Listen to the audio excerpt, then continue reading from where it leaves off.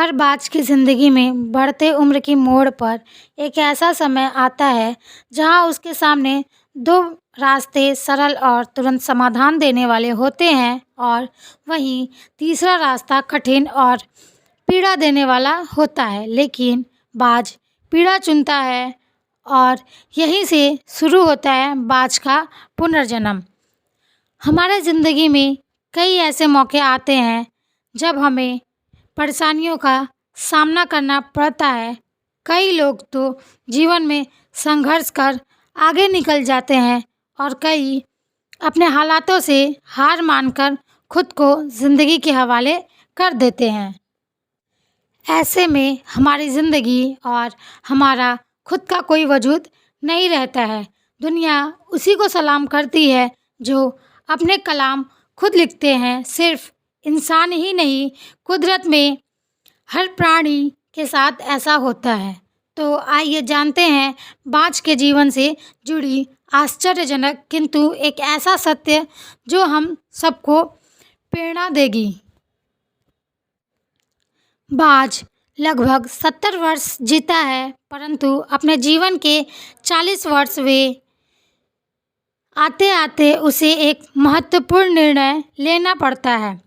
इस अवस्था में उसके शरीर के तीनों प्रमुख अंग बेअसर होने लगते हैं। पहला, पंजे लंबे और लचीले हो जाते हैं और शिकार को पकड़ने में कमज़ोर हो जाते हैं। दूसरा, चोंच आगे की तरफ मुड़ जाती है और भोजन निगलने में मुश्किलें पैदा होने लगती है।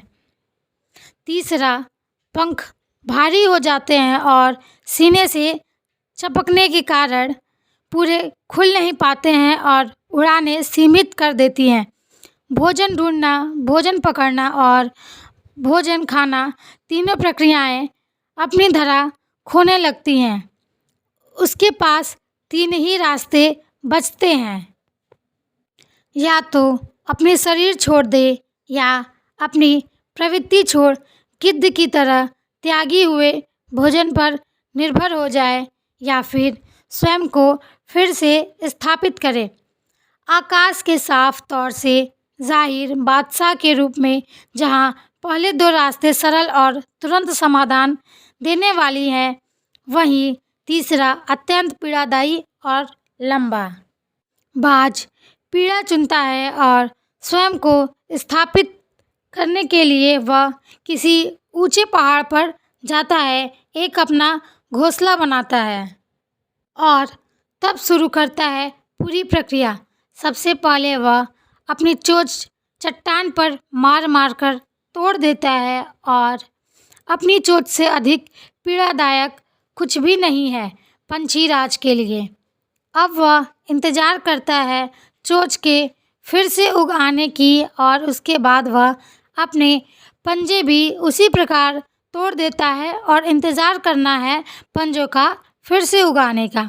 नई चोंच और नए पंजे आने के बाद वह अपनी भारी पंखों को एक एक कर नोच कर निकालता है और प्रतीक्षा करता है पंखों की पुनः उग आने का।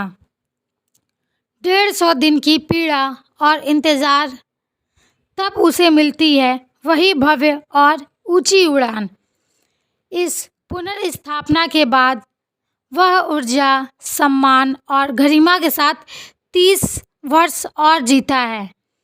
आपने कई बार ये सुना होगा, भगवान भी उसी की मदद करते हैं जो अपनी मदद खुद करता है। आज आपको इसकी मिसाल भी मिल गई होगी। जैसे बाज संघर्ष करता है 150 दिन तक और भगवान उसका संघर्ष बेकार नहीं जाने देते। उसको नई जीवन देकर कुदरत हमें सिखाने बैठी है। जैसे पंजे पकड़ के प्रतीक हैं, चोंच सक्रियता की और पंख कल्पना को स्थापित करते हैं। इच्छा हालातों पर काबू रखने की, सक्रियता स्वयं की अस्तित्व की गरिमा बनाए रखने की, कल्पना जीवन में कुछ नएपन बनाए रखने की। हम में भी 40 तक आते आते इच्छा, सक्रियता और कल्पना तीनों के तीनों निर्बल पड़ने लगते हैं। हमारा व्यक्तित्व ही ढीला पड़ने लगता है। आधे जीवन में ही जीवन खत्म होने जैसा लगता है। उत्साह, आकांक्षा, ऊर्जा नीचे की ओर जाने लगती है। हमारे पास भी कई विकल्प होते हैं, कुछ सरल और कुछ पीड़ादायक। हमें भी अपने जीवन के मजबूरी भले अति लचीलेपन को त्याग कर काबू दिखाना होगा। बाज की पंजों की तरह हमें भी आलस पैदा करने वाले वक्र मानसिकता को त्याग कर ऊर्जा से भरी सक्रियता दिखानी होगी। बाज की चोंच की तरह हमें भी भूतकाल में जकड़े अस्तित्व के भारीपन को त्याग कर कल्पना की आज़ाद उड़ानें भरनी होगी। बाज की पंखों की तरह 150 दिन ना सही, 1 माह ही बिताया जाए स्वयं को दोबारा स्थापित करने में। जो शरीर और मन से चिपका हुआ है उसे तोड़ने और नोचने में पीड़ा तो होगी ही। बाज तब उड़ानें भरने को तैयार होंगे। इस बार उड़ानें और ऊंची होंगी, अनुभवी होंगी और अनंत की ओर जाएगी। जीत तक जंग जारी रहेगी। ओम नमः शिवाय, ओम नमः शिवाय, ओम नमः शिवाय। वीडियो देखने के लिए धन्यवाद। अगर वीडियो में कुछ भी सकारात्मक पॉजिटिव दिखा हो तो आप मानव समुदाय के हित में लाइक करें, शेयर करें और चैनल को सब्सक्राइब करना ना भूलें।